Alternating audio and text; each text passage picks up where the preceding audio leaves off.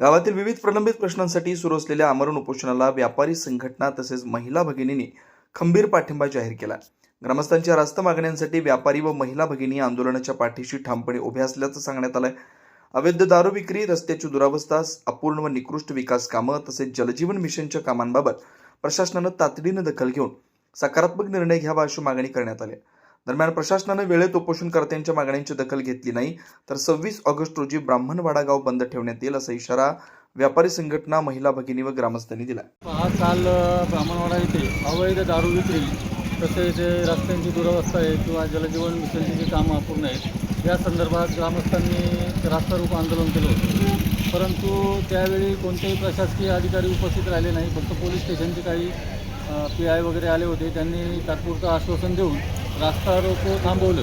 परंतु आमचं समाधान न झाल्यामुळं आमच्या गावचे सरपंच श्री सुभाष शेठ गायकर, त्यानंतर पंचायत सदस्य शिवाजी आरोटे व पत्रकार संजय गायकर यांनी इथे आमरण उपोषण चालू केलेलं आहे ब्राह्मणवाडा येथे।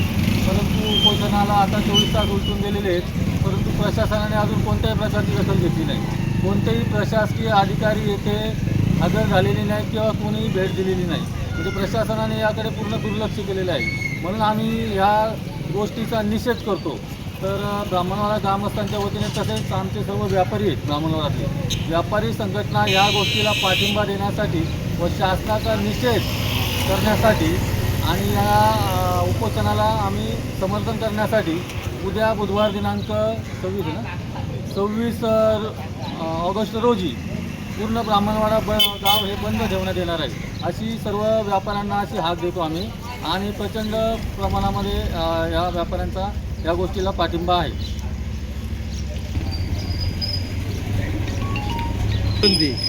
आणि जलजीवनच्या निकृष्ट कामे, रस्त्यांची दुर्दशा या विषयावरती खरं तर गावचे सरपंच आणि तुमच्या गावातील पत्रकार संजय गायकर आणि शिवाजी आरोटे या ठिकाणी कालपासून उपोषणाला बसलेले आहेत।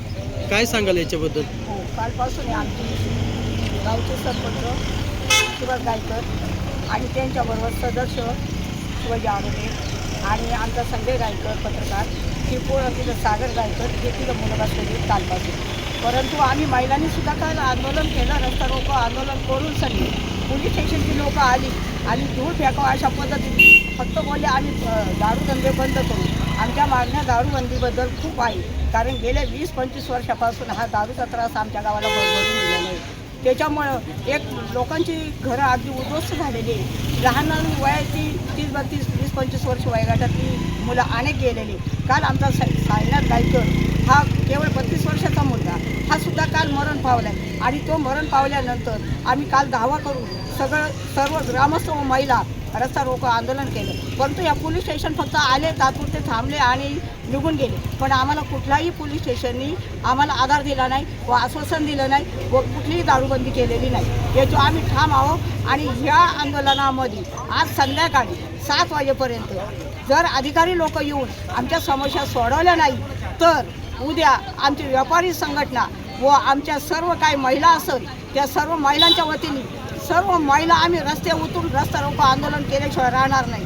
कारण कालपासून मुलांची काल दिवसभर बसून रात्र गेली, आज दिवस गेलाय, तरी पण अजून कोणाचाही तपास नाही। मुलांची शुगर कमी झालेली, आज मुलांना जर काही कमी जास्त झालं तर ह्या पोलीस स्टेशनला आम्ही सोडणार नाही।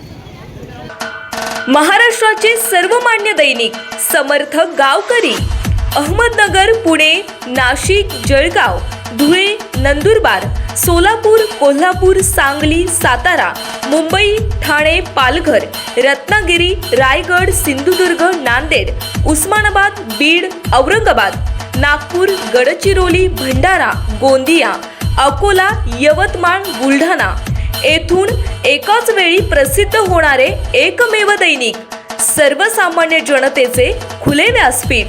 संपादक आहेत विश्वासराव आरोटे। मोबाईल नंबर आहे 94 23 38 85 08। दुसरा मोबाईल नंबर 94 23 46 72 72। तिसरा मोबाईल नंबर 75 88 15 0001। वेबसाईट आहे sgavkari.com। मेल आयडी आहे aklgavkari@gmail.com।